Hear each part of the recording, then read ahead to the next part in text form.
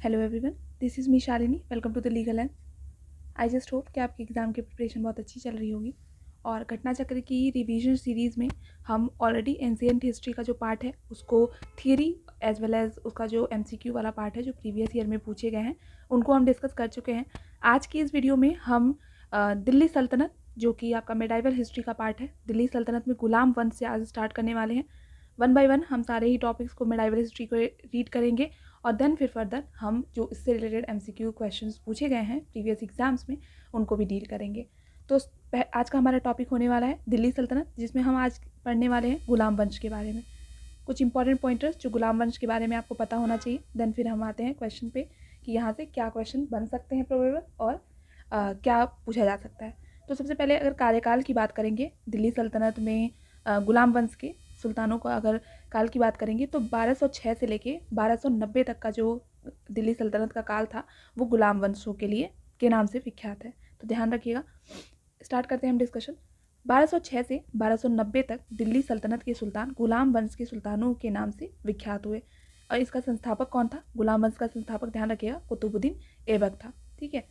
यद्यपि वे एक वंश के नहीं थे, ठीक है, वे सभी तुर्क थे। ये ध्यान रखिएगा, ये क्वेश्चन पूछा जाता है कि गुलाम वंश में ज़्यादातर कितने कौन थे, तो ये तुर्क थे तथा उनके वंश पृथक पृथक थे। जितने भी आए तो एक दूसरे के गुलाम थे, तो सब अलग अलग वंश से बिलोंग करते थे, तो ये ध्यान रखिएगा। ठीक है। साथ ही वे स्वतंत्र माता पिता की संतानें थे। ठीक है, ये ध्यान रखिएगा। अतः इन सुल्तानों को गुलाम वंश के सुल्तान कहने के स्थान पर प्रारंभिक तुर्क सुल्तान या दिल्ली के मामलुक सुल्तान कहना अधिक उपयुक्त है। तो ध्यान रखिएगा, कभी कभी पूछ लिया जाता है कि जो गुलाम वंश के सुल्तान थे, ठीक है, उनको क्या कहना उचित होगा या किससे ज़्यादातर वो संबंध रखते थे। तो ध्यान रखिएगा कि प्रारंभिक तुर्क सुल्तान या मामलुक सुल्तान का अगर ऑप्शन आपके एग्जाम में दिया हुआ है तो वो हम चूज करेंगे। आगे है, भारत में गुलाम वंश का प्रथम शासक कौन था? ये था कुतुबुद्दीन ऐबक, जिसका कार्यकाल 1206 से लेके 1210 था। अब यहाँ ध्यान रखिएगा कि ऐबक नामक जो ये था व्यक्ति जो गुलाम वंश का संस्थापक था, ये तुर्क जनजाति का था। कभी कभी पूछ लिया जाता है एग्जाम में। बचपन में उसे निशापुर के काजी फखरुद्दीन अब्दुल अजीज कोफी के एक दास के रूप में खरीदा था। आगे है, ऐबक बचपन से ही अति सुरीले स्वर में कुरान पढ़ता था, जिसके कारण उसे कुरान खां या कुरान का पाठ करने वाला के नाम से भी प्रसिद्ध हो गया। तो ध्यान रखिएगा, कभी कभी पूछ लिया जाता है कि कुरान खां के नाम से किसे जाना जाता है, तो ध्यान रखना है हमें ऐबक को, कुतुबुद्दीन ऐबक को कुरान खां के नाम से भी जाना जाता है, क्योंकि वो बहुत ही सुरीले अंदाज में कुरान को पढ़ता था। बाद में वह निशापुर से गजनी लाया गया, जहाँ उसे मोहम्मद गौरी ने खरीद लिया। तो ये भी पूछा जाता है कि वो किसका गुलाम था। ठीक है, ध्यान रखना है मोहम्मद गौरी का। अपनी प्रतिभा, लगन और ईमानदारी के बल पर शीघ्र ही ऐबक ने गौरी का विश्वास प्राप्त कर लिया और गौरी ने उसे अमीर ए आखुर के पद पर प्रोन्नत किया था। आगे है, अब यहाँ पे कुतुबुद्दीन ऐबक के राज्याभिषेक की बात हो रही है। तो उसने अपना राज्याभिषेक जो है मोहम्मद गौरी के मृत्यु के पश्चात जून 1206 ईस्वी में कराया था। ध्यान रखिएगा, डेट भी कभी कभी पूछ लिया जाता है। ऐबक की राजधानी जो थी वो लाहौर थी।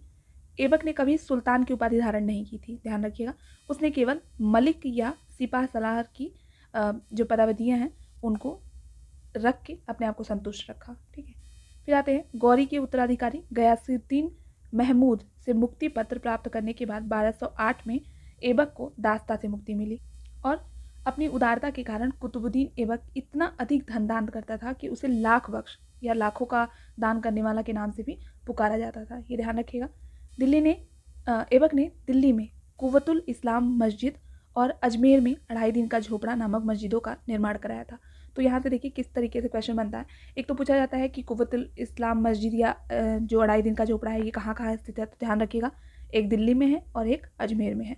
उसके बाद ये पूछा जाता है कि ये क्या हैं, ठीक है, तो ध्यान रखिएगा ये मस्जिद है। ठीक है, तो इनको ध्यान रखना है। आगे है, उसने दिल्ली में स्थित कुतुब मीनार का भी निर्माण का कार्य जो है वो प्रारंभ किया था, जिसको संपन्न किसने किया था? जिसे इल्तुतमिश ने पूरा करवाया था। और कुछ फिरोज शाह तुगलक ने के शासनकाल में इसकी चौथी मंजिल को काफ़ी हानि पहुंची थी, जिस पर फिरोज ने चौथी मंजिल के पुनर्निर्माण के साथ साथ 5वीं मंजिल का भी निर्माण कराया था। ठीक है, तो ध्यान रखिएगा 3 लोगों के सहयोग से कुतुब मीनार का निर्माण हुआ था। कुतुबुद्दीन ऐबक ने शुरुआत कराई थी, इल्तुतमिश ने उसे पूरा कराया था और फिर वो बीच में डैमेज हो गया था, तो उसको पुनर्निर्माण जो है वो फिरोज शाह तुगलक ने कराया था। आगे है, कुतुबुद्दीन की मृत्यु चौगान खेलते हुए हुई थी, जिसे आधुनिक में पोलो की तरह खेला जाता है उससे, ठीक है, घोड़े से गिरने से उसकी मृत्यु हो गई थी। कब हुई थी? 1210 में। और उसे दफनाया कहाँ गया था? लाहौर में दफनाया गया था। तो यहाँ से भी पूछता है कि ऐबक की मृत्यु कौन सा खेल खेलते वक्त हुई थी? तो चौगान खेलते वक्त घोड़े से गिरने के दौरान हुई थी। कब हुई थी? तो 1210 में हुई थी। और उसे दफनाया कहाँ गया था? तो ध्यान रखिएगा, लाहौर में दफनाया गया था। दिल्ली सल्तनत का पहला वास्तविक शासन सुल्तान अगर कहें तो वो इल्तुतमिश था, कुतुबुद्दीन ऐबक नहीं था, ठीक है। उसने स्थापना की थी, पर अगर वास्तविक सुल्तान की बात की जाएगी तो वो इल्तुतमिश था। उसने सुल्तान के पद की स्वीकृति खलीफा से प्राप्त की थी, ये ध्यान रखिएगा। आगे है, खलीफा ने इल्तुतमिश के शासन की पुष्टि उस सारे क्षेत्र में कर दी जो उसने विजित किया और उसे सुल्तान आजम की उपाधि प्रदान की गई। तो ध्यान रखना है कि सुल्तान आजम की उपाधि किसको प्रदान की गई थी? ये इल्तुतमिश को की गई थी। आगे है गुलाम का गुलाम, ठीक है। ऐबक जो स्वयं एक गुलाम था का गुलाम इल्तुतमिश को कहा जाता है, ठीक है। ये भी ध्यान रखना है, पूछा जाता है एग्जाम में कि गुलाम का गुलाम किसे कहा जाता है, तो इल्तुतमिश को गुलामों का गुलाम कहा जाता है। आगे ध्यान रखना है कि इल्तुतमिश जो है वो इल्बरी जनजाति का तुर्क था। सुल्तान बनने से पहले वो बदायूं का सूबेदार था, ठीक है, ध्यान रखिएगा। 1205 से 1206 ईस्वी में खोखर जनजाति के विद्रोह को दबाने के लिए किए गए अभियान में वह मोहम्मद गौरी और ऐबक के साथ था। तो ये पॉइंट भी ध्यान रखना है कि किस जनजाति के विद्रोह को दबाने के लिए वो साथ आया था, ध्यान रखिएगा। युद्ध में उसने साहस और कौशल का परिचय दिया था, जिससे प्रभावित होकर गौरी ने इल्तुतमिश को दास्ता से मुक्त करने का आदेश दिया। अब आते हैं आगे बात करते हैं हम मंगोल नेता चंगेज खां के बारे में, ठीक है। यहाँ पे है, मंगोल नेता चंगेज खां भारत की उत्तर पश्चिम सीमा पर इल्तुतमिश के शासनकाल में आया था। तो यहाँ से सबसे पहले तो यही पूछा जाता है कि चंगेज खां जो था वो कौन सा नेता था? तो मंगोल नेता था, ये ध्यान रखना है हमें, ठीक है। यहाँ पे मंगोल नेता था, ये ध्यान रखना है। किस सीमा पर आया था? तो उत्तर पश्चिम सीमा पर आया था। किसके शासनकाल में आया था? तो इल्तुतमिश के शासनकाल में आया था। ये सारे पॉइंटर्स ध्यान रखने हैं। चंगेज खां के प्रकोप से रक्षार्थ ख्वारिज्म शाह का पुत्र जलालुद्दीन मंगबरी सिंधु नदी तक पहुंचा था। संभवतः चंगेज खां ने इल्तुतमिश के पास अपने दूत भेजे थे कि वह मंगबरनी की सहायता न करे, अतः इल्तुतमिश ने उसकी सहायता न की और जब मंगबरनी जो है 1224 में भारत से चला गया तो इस समस्या का समाधान हो गया। तो इसके पीछे पूरी कहानी है जलालुद्दीन मंगबरनी की, क्योंकि उनके और जो चंगेज खां थे उनके बीच में दुश्मनी थी, तो अगर वो इल्तुतमिश उन्हें शरण देते तो उनके लिए प्रॉब्लम्स क्रिएट हो सकती थी। तो इस तरीके से कुछ कहानी है। आगे देखते हैं हम। इल्तुतमिश ने बिहार शरीफ एवं बाढ़ पर अधिकार कर राजमहल की पहाड़ियों में तेलियागढ़ी के समीप हिसामुद्दीन एवाज को पराजित किया। ये ऐसा इम्पोर्टेंट नहीं है, बस एक बार ध्यान रखिएगा। एवाज ने इल्तुतमिश की अधीनता स्वीकार कर ली, ध्यान रखिएगा इसको। आगे है, इल्तुतमिश ने एवाज के स्थान पर मलिक जानी को बिहार का सूबेदार नियुक्त किया था। तो ये कभी कभी पूछ लिया जाता है, इस पॉइंटर को ध्यान रखना है हमें कि इल्तुतमिश ने एवाज के स्थान पर किसको बिहार का सूबेदार नियुक्त किया था? ध्यान रखना है, मलिक जानी को। आगे दिया है इल्तुतमिश के बारे में ही कि इल्तुतमिश ने भारत में सल्तनत काल में सर्वप्रथम शुद्ध अरबी सिक्के चलाए थे। ध्यान रखिएगा, शुद्ध अरबी सिक्के सर्वप्रथम भारत में किसने चलाए थे सल्तनत काल में? इल्तुतमिश ने चलाए थे। सल्तनत युग के दो महत्वपूर्ण सिक्के, एक था चांदी का टंका, ठीक है, जो कि 175 ग्रेन का था, और दूसरा था तांबे का जीतल, ठीक है। उसी ने आरंभ किए, किसने? इल्तुतमिश ने, तथा सिक्कों पर टकसाल का नाम लिखवाने की परंपरा शुरू की। आगे है 1229 में इल्तुतमिश को बगदाद का खलीफा से खिलअत का प्रमाण पत्र प्राप्त हुआ, जिससे इल्तुतमिश वैध सुल्तान और दिल्ली सल्तनत स्वतंत्र राज्य बन गया। आगे देखते हैं। आगे इब्न बतूता के वर्णन से ज्ञात होता है कि इल्तुतमिश ने अपने महल के सामने संगमरमर की 2 शेरों की मूर्तियां स्थापित कराई थी, जिनके गले में 2 घंटियां लटकी हुई थी। इसका क्या मतलब था? जिनको बजाकर कोई भी व्यक्ति सुल्तान से न्याय की मांग कर सकता था। और सुल्तान ने सभी शहरों में काजी और अमीर दाद नामक अधिकारी की नियुक्ति की थी। इनका कार्य क्या था? आगे देखते हैं। Doctor R.P. त्रिपाठी के अनुसार भारत में मुस्लिम संप्रभुता का इतिहास इल्तुतमिश से आरंभ होता है, ठीक है। तो ये ध्यान रखिएगा किनके अनुसार और किनके टाइम में मुस्लिम प्रभुता का इतिहास का आरंभ हुआ था, तो इल्तुतमिश के समय में ये दोनों ध्यान रखना है। आगे दिया है सर वुल्जले हेग के अनुसार इल्तुतमिश गुलाम शासकों में सबसे महान था, ये भी ध्यान रखना है।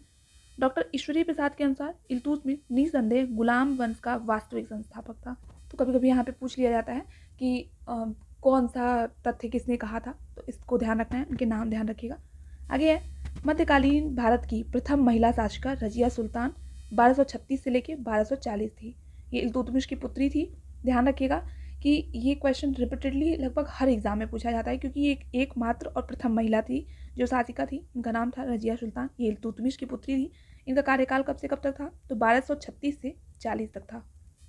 आगे है व्यक्तिगत दृष्टि से, ठीक है, ध्यान रखिएगा कि व्यक्तिगत दृष्टि से उसने भारत में पहली बार स्त्री के संबंध में इस्लाम की परंपराओं का उल्लंघन किया और राजनीतिक दृष्टि उसने राज्य की शक्ति को सरदारों और सूबेदारों में विभाजित करने के स्थान पर सुल्तान के हाथों में केंद्रित करने पर बल दिया था। तो ये ध्यान रखना है, ये किसके द्वारा किया गया था, ये रजिया सुल्तान के द्वारा किया था। और इस प्रकार से उसने इल्तुतमिश के संपूर्ण प्रभुत्व संपन्न राजतंत्र के सिद्धांत का समर्थन किया था। आगे आते हैं, जो उस समय की परिस्थितियां में तुर्की राज्य के हित में था। ऐसे सारे काम रजिया सुल्तान के द्वारा किए गए थे। रजिया बेगम को सत्ताच्युत करने में तुर्कों का हाथ था। ये ध्यान रखिएगा, सत्ताच्युत करने में किसका हाथ था, तो तुर्कों का हाथ था। उन्होंने भटिंडा के गवर्नर मलिक अल्तुनिया के नेतृत्व में रजिया के विरुद्ध विद्रोह कर उसे सत्ता से हटाया था। तो ये भी पूछा जाता है कि किसके नेतृत्व में, तो अल्तुनिया का नाम ध्यान रखिएगा। आगे है सुल्तान बलबन का पूरा नाम गयासुद्दीन, मतलब रजिया सुल्तान के बाद बलबन आते हैं, तो यहाँ पे बलबन के बारे में है कि इनका पूरा नाम क्या था। तो ध्यान रखना है, सुल्तान बलबन का जो पूरा नाम था वो था गयासुद्दीन बलबन। कभी कभी एग्जाम में पूछ लिया जाता है। बलबन ने 1266 से 1286 तक सुल्तान के रूप में सल्तनत की बागडोर संभाली थी। तो 1266 से 1286 टोटल 20 वर्षों तक। आगे है उसे उलूग खां के नाम से भी जाना जाता था। तो ध्यान रखना है, उलूग खां के नाम से किसे जाना जाता था, बलबन को। उसका वास्तविक नाम क्या था, बहाउद्दीन था। ठीक है, इल्तुतमिश की भांति वह भी इल्बरी तुर्क था। ठीक है, ध्यान रखना है कि वो भी इल्बरी तुर्क था। बलबन जो था वो बचपन में ही मंगोलों द्वारा पकड़ लिया गया था, जिन्होंने उसे गजनी के बसरा के निवासी ख्वाजा जमालुद्दीन के हाथों बेच दिया था। तो ऐसा ये लर्न करने की ज़रूरत नहीं है। आगे पॉइंटर देखते हैं। अनंतर 1232 में उसे दिल्ली लाया गया था, जहाँ इल्तुतमिश ने 1233 में ग्वालियर विजय के पश्चात उसे खरीदा था। तो ये पूछा जा सकता है कि इल्तुतमिश ने कौन सी विजय के पश्चात बलबन को खरीदा था। तो ध्यान रखना है, ग्वालियर विजय के पश्चात। ठीक है, ये पॉइंट ध्यान रखिएगा।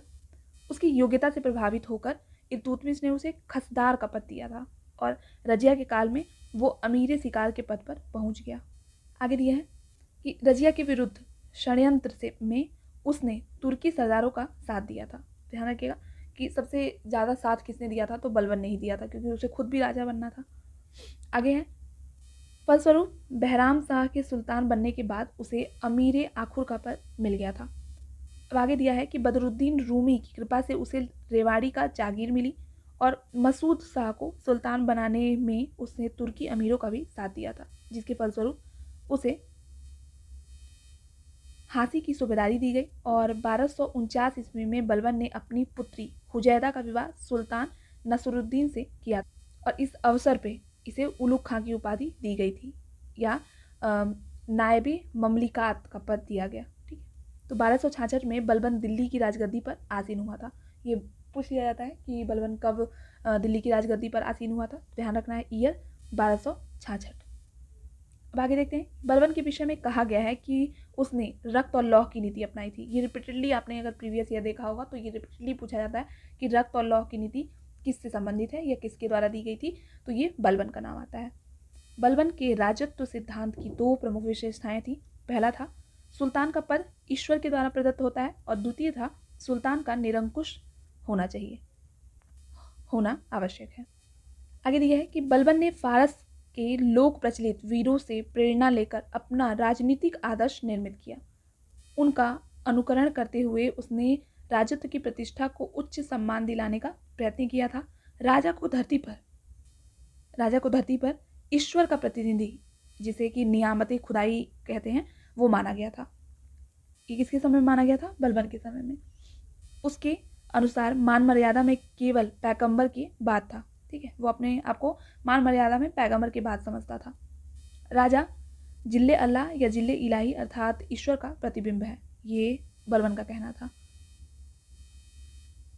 आगे है, वह दिल्ली का प्रथम सुल्तान था जिसने राजत्व संबंधी सिद्धांतों की स्थापना की थी। तो ध्यान रखिएगा कि दिल्ली का ऐसा पहला सुल्तान कौन सा था, प्रथम सुल्तान कौन सा था जिसने राजत्व संबंधी सिद्धांतों की स्थापना की थी, तो वो था बलबन। आगे है, उसने अपने पुत्र बुगरा खां से कहा था कि सुल्तान का पद निरंकुशता का सजीव प्रतीक है। आगे और कुछ दिया है बलबन के बारे में, देखते हैं। बलबन ने ईरानी बादशाहों के कई परंपराओं को अपने दरबार में आरंभ किया, जिसमें सिजदा जो कि रिलेटेड है भूमि पर लेटकर अभिवादन करना, और पाबोस जो है वो सुल्तान के चरणों को चूमना, ऐसी रीतियों का आरंभ किया था। तो ये ध्यान रखना है कि बलबन ने किससे सीखा था ये, तो ईरानी बादशाहों की परंपरा थी ये। कौन सी परंपरा थी? सिजदा, ठीक है, और पाबोस। तो ये किससे संबंधित है? सिजदा और पाबोस जो था वो अपने दरबार में किसने लागू किया था? बलबन ने किया था, ये ध्यान रखिएगा। उसने अपने दरबार में प्रतिवर्ष फारसी त्यौहार नौरोज बड़ी शानो शौकत के साथ मनाने की प्रथा आरंभ की थी। तो नौरोज त्यौहार जो है उसकी भी शुरुआत बलबन ने की थी, इसे भी ध्यान रखना है। आगे है, मंगोलों से मुकाबला करने के बाद बलबन ने एक सैन्य विभाग की स्थापना की थी। उसका नाम क्या था? दीवाने अर्ज। ध्यान दीजिएगा, दीवाने अर्ज। बलबन ने अपना सेना मंत्री दीवाने अर्ज किसे किया था? इमाद उल मुल्क को, जो अत्यंत ईमानदार और परिश्रमी व्यक्ति था। बलबन ने उसे वजीर के आर्थिक नियंत्रण से मुक्त रखा ताकि उसे धन की कोई कमी ना हो। तो ये था हमारा थियरी पार्ट। अब हम आते हैं जो रिलेटेड क्वेश्चंस पूछे गए हैं इस टॉपिक से प्रीवियस एग्जाम में, उनको हम 1 बाय 1 कवर करने वाले हैं। जिसमें सबसे पहला क्वेश्चन पूछा गया है, गुलाम वंश का संस्थापक कौन था? ठीक है, तो कुतुबुद्दीन ऐबक था। लेकिन अगर वास्तविक सुल्तान की बात की जाएगी कि वास्तविक कौन था, तो इल्तुतमिश की बात आएगी। यहाँ एक्सप्लेनेशन भी दिया है, एक्सप्लेनेशन को एक बार रीड करते हैं। 1206 से 1290 तक दिल्ली सल्तनत के सुल्तान गुलाम वंश के सुल्तानों के नाम से विख्यात था, जिसका संस्थापक जो था वो कौन था? कुतुबुद्दीन ऐबक। वही सारी चीज़ें हैं यहाँ पे कि वो एक वंश से रिलेटेड नहीं थे, सब अलग अलग से आते थे, सबके माता पिता अलग अलग थे। तो वही सारी बातें जो हमने शुरू में डिस्कस की थी वो यहाँ पे हैं। दूसरा क्वेश्चन देखते हैं। यहाँ पे पूछ रहा है कि गुलाम वंश का प्रथम शासक कौन था? तो कुतुबुद्दीन ऐबक था। दूसरा कौन था? इल्तुतमिश था। तीसरी रजिया थी, और चौथा बलबन। ठीक है, आते हैं आगे दिया है, दिल्ली सल्तनत का कौन सा सुल्तान लाख बख्श के नाम से जाना जाता था? तो ये था कुतुबुद्दीन ऐबक, क्योंकि वो कुरान को बहुत ही सुरीले अंदाज में पढ़ता था और लाखों का दान भी दिया करता था। आगे है, 2.5 दिन का झोपड़ा क्या है? ठीक है, देखिए यहाँ पे क्वेश्चन पूछ लिया गया, एक मस्जिद है। फिर यहाँ पे कुव्वतुल इस्लाम मस्जिद और 2.5 दिन का झोपड़ा क्रमशः स्थित है। कहाँ पे? तो कुव्वतुल इस्लाम मस्जिद दिल्ली में है, ठीक है, और 2.5 दिन का झोपड़ा अजमेर में है। तो डी ऑप्शन करेक्ट होगा। और ये दोनों क्या है? ये मस्जिद है। आगे है, निम्नलिखित में से किसने प्रसिद्ध कुतुब मीनार के निर्माण में योगदान नहीं दिया? ठीक है, तो यहाँ पे गयासुद्दीन तुगलक का कोई नहीं था। कुतुबुद्दीन ऐबक ने स्टार्ट कराया था, इल्तुतमिश ने उसे कंप्लीट कराया, और कुछ जो रिकंस्ट्रक्शन कराना था वो फिरोज शाह तुगलक ने कराया था। तो गयासुद्दीन तुगलक का इससे कोई लेना देना नहीं है। यहाँ पे चाहें तो आप एक्सप्लेनेशन को भी रीड कर सकते हैं। आते हैं नेक्स्ट क्वेश्चन पे। कुतुब मीनार किसके द्वारा पूरा कराया गया था? ठीक है, तो इल्तुतमिश के द्वारा पूरा कराया गया था। अब यहाँ पे कुतुबुद्दीन ऐबक की राजधानी तो ये लाहौर थी, और ध्यान रखना है लाहौर में ही उसे दफनाया भी गया था। आगे देखते हैं, सुल्तान कुतुबुद्दीन ऐबक की मृत्यु कैसे हुई थी? ठीक है, तो यहाँ पे चौथा ऑप्शन जो है वो करेक्ट होगा। चौगान की क्रीड़ा के दौरान अश्व से गिरने के पश्चात उनकी मृत्यु हुई थी। आगे है, निम्नलिखित में से किसने दिल्ली की सल्तनत की राजधानी के रूप में स्थापित किया? तो ध्यान रखना है इल्तुतमिश। आगे है, दिल्ली का वह प्रथम सुल्तान कौन था जिसने नियमित सिक्के जारी किए तथा दिल्ली को अपने साम्राज्य की राजधानी घोषित किया? तो ये था इल्तुतमिश। ठीक है, और वो जीतल और टंका जो है वो इनके द्वारा शुरू की गई थी, तो उसे ध्यान रखना है। निम्नलिखित में से कौन सी इल्तुतमिश के राज्यकाल में सल्तनत की राजधानी थी? तो ये थी दिल्ली। सल्तनत के निम्नलिखित सुल्तानों में से किसने सर्वप्रथम अपनी राजधानी दिल्ली स्थानांतरित की थी? तो ये की थी इल्तुतमिश ने। और कुतुबुद्दीन ऐबक की बात करें तो इनकी लाहौर थी। दिल्ली का प्रथम मुस्लिम शासक कौन था? तो ये ध्यान रखिएगा, इल्तुतमिश। ठीक है, यहाँ पे वास्तविक शासक की बात की जा रही है। यहाँ पे चाहे तो आप कर सकते हैं, रीड कर सकते हैं एक्सप्लेनेशन को। वैसे हमने पहले ही सारी चीज़ों को पढ़ लिया था। मुस्लिम शासक जिसका साम्राज्य दार उल इस्लाम का एक भाग माना जाता था, किसका दर था? तो ये इल्तुतमिश, ध्यान रखिएगा। यहाँ पे एक्सप्लेनेशन भी है। इल्तुतमिश के काल में 1229 में बगदाद का खलीफा ने इल्तुतमिश को खिल्लत प्रदान की। अब सल्तनत सैद्धांतिक रूप से बगदाद के खलीफा के अधीन दारुल इस्लाम का एक भाग बन गया था। आगे क्वेश्चन देखिए, पूछ लिया गया है कि गुलाम का गुलाम किसे कहा जाता था? तो ये कहा जाता था इल्तुतमिश को। यहाँ पे चाहें तो आप एक्सप्लेनेशन को भी रीड कर सकते हैं। निम्नलिखित में से कौन इल्तुतमिश का प्रतिद्वंद्वी नहीं था? तो ये था मलिक अल्तुनिया। यहाँ पे चाहें तो आप एक्सप्लेनेशन को भी रीड कर सकते हैं। नेक्स्ट क्वेश्चन देखते हैं। निम्नलिखित में से कौन मध्यकालीन भारत की प्रथम महिला शासिका थी? तो इनका नाम है रजिया सुल्तान। कभी कभी पूछ लिया जाता है कि किसकी बेटी थी, तो ये भी ध्यान रखना है। ठीक है, आगे आते हैं। मंगोल आक्रमणकारी चंगेज खां भारत की उत्तर पश्चिम सीमा पर निम्न में से किसके काल में आया था? देखा, ये हमने डिस्कस किया था कि पूछ लिया जाता है इस टाइप का क्वेश्चन, तो वो इल्तुतमिश के शासनकाल में आया था और यूपीपीसीएस के प्री में ये पूछा भी जा चुका है। आगे है, दिल्ली का कौन सुल्तान मंगोल नेता चंगेज खां का समकालीन था? तो ये था इल्तुतमिश। आगे है, किसके शासनकाल में मंगोल प्रथम बार सिंधु के तट पर देखे गए थे? तो ये इल्तुतमिश के समय में। आगे है, चंगेज खां के अधीन मंगोलों ने भारत पर आक्रमण किया, कब? तो इल्तुतमिश के शासनकाल में। अब यहाँ पे पूछ रहा है कि चंगेज खां का मूल नाम क्या था? ठीक है, तो इसका मूल नाम जो था वो था तेमुचीन। यहाँ पे चाहें तो आप रीड कर सकते हैं। यहाँ पे चंगेज खां एक मंगोल शासक था, ये ध्यान रखना है, और इसने मंगोल साम्राज्य का विस्तार करने में एक अहम भूमिका निभाई थी। इसका वास्तविक नाम जो था वो था तेमुजीन या तेमुचीन। अब यहाँ पे कथन दिया है, इस पर विचार करना है, तो इसमें से उपयुक्त कथन जो सही है वो बताना है। पहला है, इल्तुतमिश के शासनकाल में चंगेज खां भगौड़े ख्वारिज़म युवराज की खोज में सिंधु नदी तक पहुंचा था। ये स्टेटमेंट तो बिल्कुल सही है। मोहम्मद बिन तुगलक के शासनकाल में तैमूर के मुल्तान पर अधिकार किया और सिंधु नदी पार की, ये सही नहीं है। विजयनगर साम्राज्य के देवराय द्वितीय के शासनकाल में वास्को डी गामा केरल के तट पर पहुंचा था, ये भी सही नहीं है। तो पहला स्टेटमेंट जो होगा ना यहाँ पे, ये सही होगा इन तीनों में से। हाँ, देख सकते हैं यहाँ पे केवल एक जो है वो सही है। यहाँ चाहें तो आप एक्सप्लेनेशन को भी रीड कर सकते हैं। वीडियो को पॉज करके आप चाहें तो एक्सप्लेनेशन को भी रीड कर सकते हैं। आगे देखते हैं।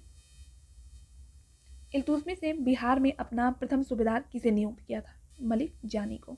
हमने जब रीड किया था तो इस पॉइंट पे फोकस किया था। रजिया बेगम को सत्ताच्युत करने में किसका हाथ था? तो ध्यान रखिएगा, तुर्कों का हाथ था। यहाँ पे चाहें तो आप एक्सप्लेनेशन को भी रीड कर सकते हैं।